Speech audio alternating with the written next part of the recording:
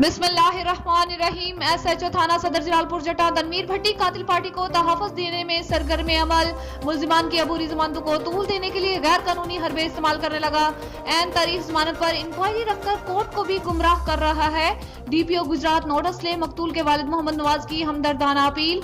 तफसीलात के मुताबिक थाना सदर जलालपुर जटा के गाँव मौजूद शहबाजपुर में ईद से कब्ल मामूली बात पर झगड़ा हुआ, जिस पर मोहम्मद नवाज का जवान साला बेटा गुलाम मुहिउद्दीन सर में कई के वार लगने से शदीद जख्मी हो गया था और कई रोज तक अजीज भट्टी शहीद अस्पताल में कोमे में रहने के बाद जाँ बहक हो गया था, जिसका मुकदमा जेर दफा 302 के तहत दर्ज कर लिया गया था। ताहम मुल्जिमान ने अबूरी जमानतें करार रखी हैं, जिस पर एसएचओ थाना सदर तनवीर भट्टी मुल्जिमान को भरपूर तहफ़्फ़ुज़ फराहम करने में मसरूफ है।